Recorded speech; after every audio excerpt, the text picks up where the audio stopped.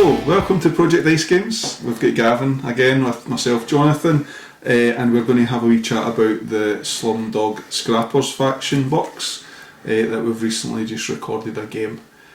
So we'll go through a couple of the cards, a couple of the abilities and see what we thought of them. So I've played them twice and Gavin's now faced them twice, so it'll be interesting to hear what your sort of thoughts are on them as well as what I kind of feel what they are good at and what they're not so good at. So in the box you get 6 models, which is a little bit different. I think they're 1.25 million dosh, so you need to just watch your balancing on your factions again. And they're from the Mountain faction as well. And we'll start off with the Nogor model, so the sort of big based chap. He has quite a lot of abilities that are -1 to start with.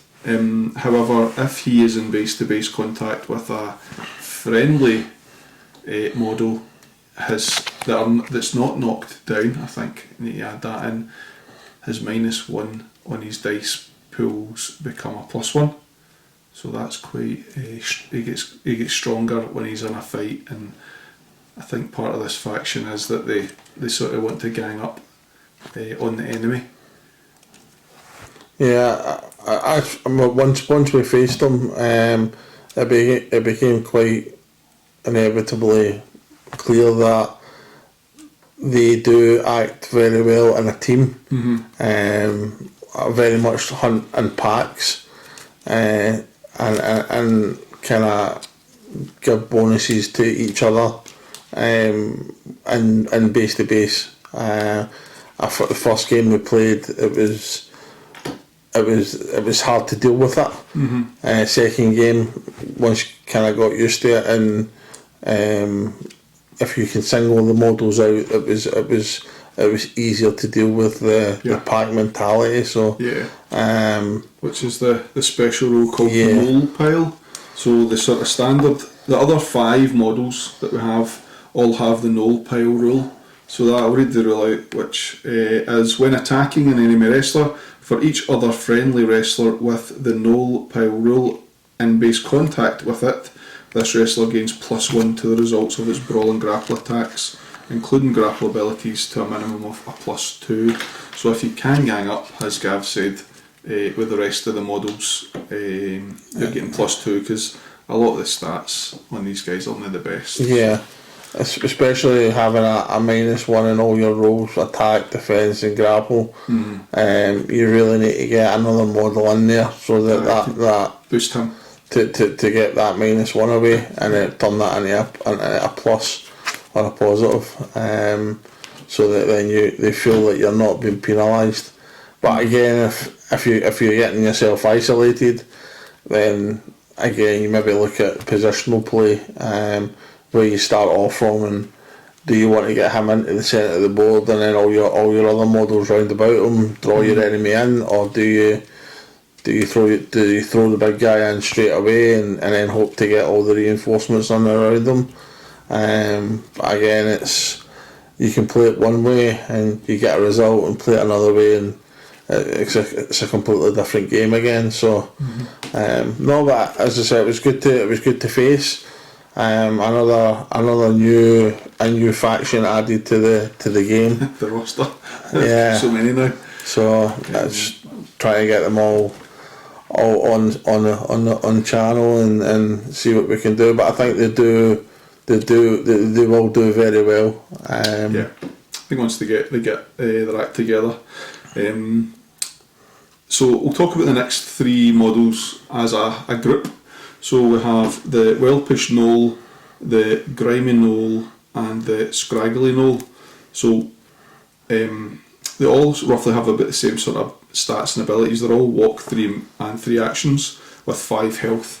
And an additional rule the 3 of these chaps have is the Skitter rule, which at the end of the round the wrestler may move 1 square in any direction. So again, about positioning.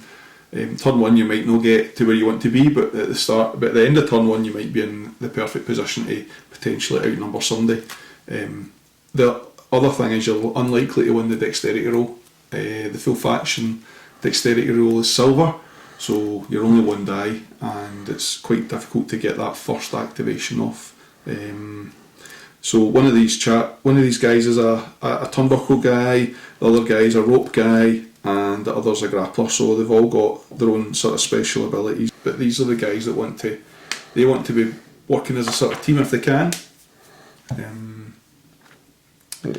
Yeah, that again, as you played them over the last couple of games, we did notice that if they are isolated, they're very easy to get picked off. Yep. However, if you can get them round a model or get their abilities off in a group, they become very activation draining. Mm-hmm. So you can do that kind of pack damage and chip damage to a large model. However, the large model can't really do anything. It then feels like you become held.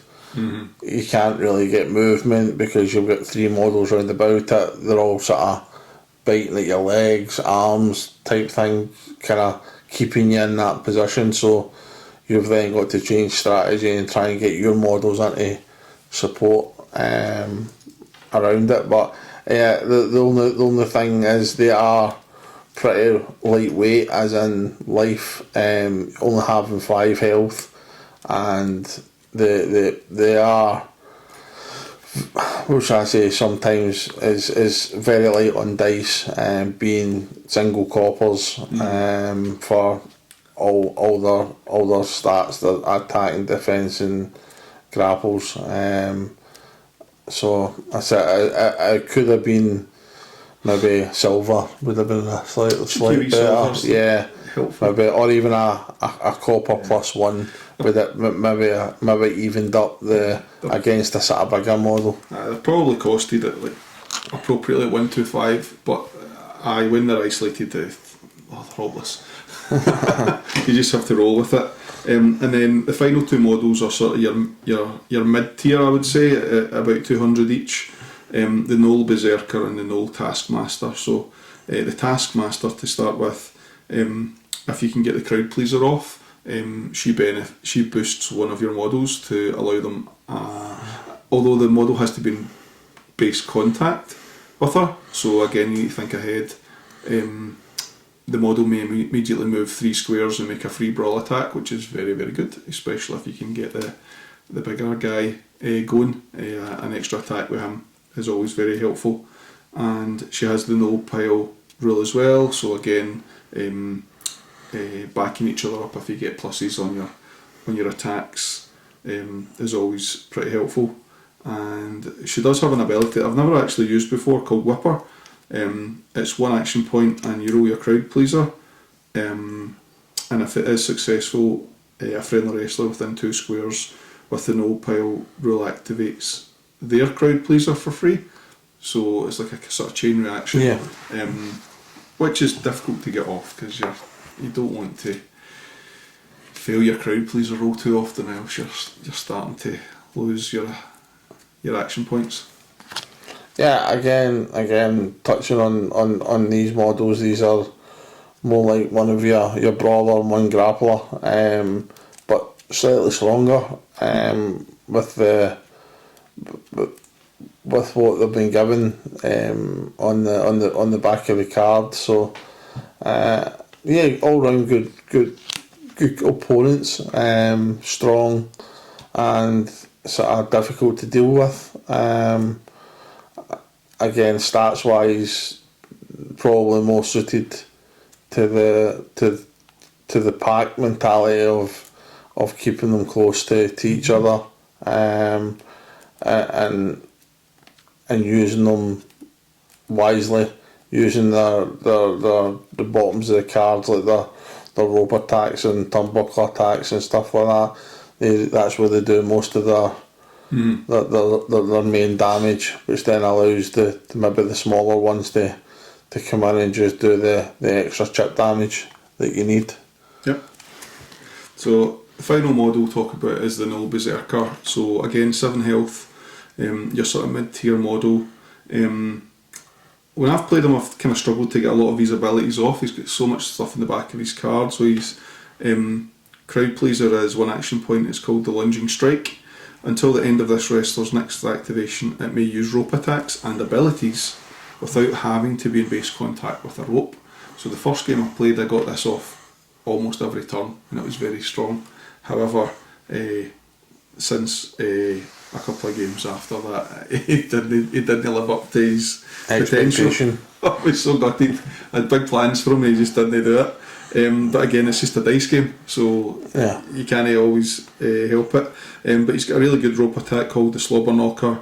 It's a gold and a silver, doing 2 damage with a dazed on top of that. So doing that from any point in the board is super strong, especially when you chuck a gold dice in. There's always so much more opportunities to do some damage. I'll let you talk about the turnbuckle attack. But again, built into his rule, he's got the no pile rule. When he suffers 2 stamina damage, he gains either an action point or a movement counter, it's which even again, stronger. he can get across the board well. And his final ability is called Rabid. The wrestler, when he makes brawl attacks, gains fury. So again, you're doing more chip damage. If you're also in base to base with 2 other models, you're getting a +2 on that. So he's the model that I like to get working. However, in the last game that we filmed, he didn't do very well, as I said.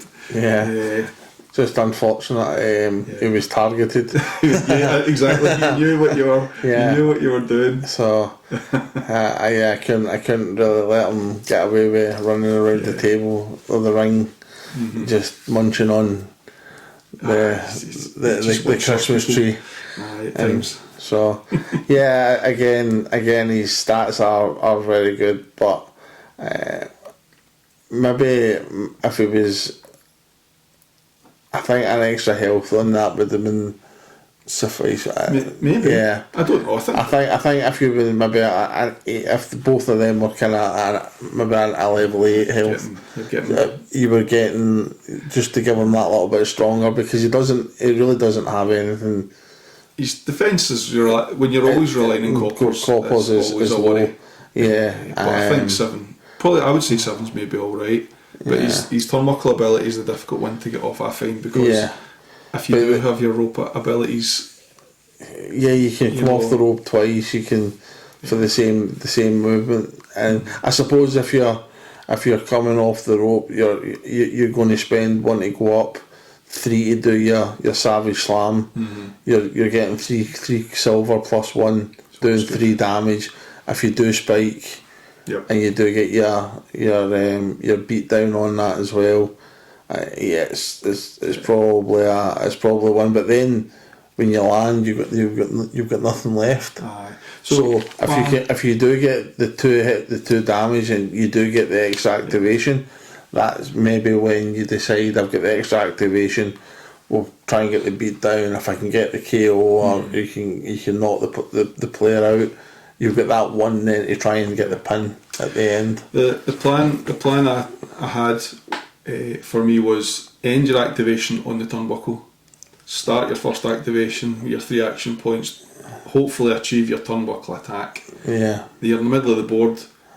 If the model you've attacked is also base to base with 2 of your friends, you can get if you get your crowd pleaser off, you can get your free rope attack. Yeah. Into a model, and he's so good, but it's a lot of work to get. It's a lot of setup. It's a lot of setup to get that going, and because Gav's seen it, he's not going to. You're not going to allow it. You're going to try and. And again, stop we it.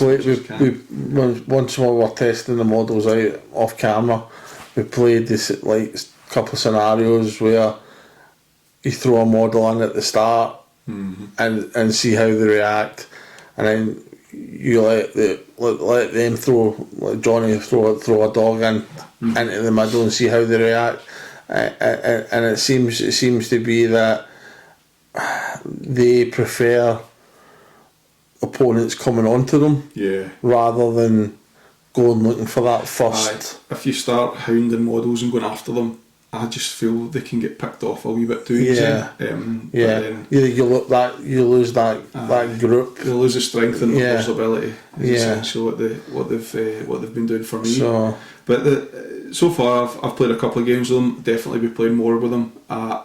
In all games I play, I always like to outnumber my opponent. It gives me more options, gives me more time to plan things. I would say you probably play better with more elite models. So you tend to get a lot of work out of them. there is another 4 superstars in this faction. Yep. So it should take the faction up to 10, I believe. Yeah. They are On the pay table. on the pay table. Not ready yet. Hopefully we can they'll be coming out. maybe buffing, maybe taking 2 out and put 1 in makes this faction so much stronger. I need to look at the cards again, but we'll no doubt have them on camera again at some point, and maybe into January, I think. Yeah, and I think you will see probably additions to this faction, probably the start of 2026, which is only a few weeks away. And then going forward, the pack of the mountain should grow. Absolutely. And then see what else they bring. But yeah, it's a good strong team, good box set, well costed, and just all round fun to play against. Yeah. So and again, thanks to Jonny for painting the models. As I say, it's something that he takes a lot of pride in. So it's all good. Keeps me busy. Yeah. So thanks very much for watching. Yes, thank you very much. Hopefully you enjoyed the review video, and you can visit TT Combat to pick them up, and we'll hopefully see you again on the next one, which may be a new faction again or a new box set. Keep that quiet for now. Yeah, we'll see what happens. Okay. Alright, see you later. Thanks very much. Thank you. Merry Christmas.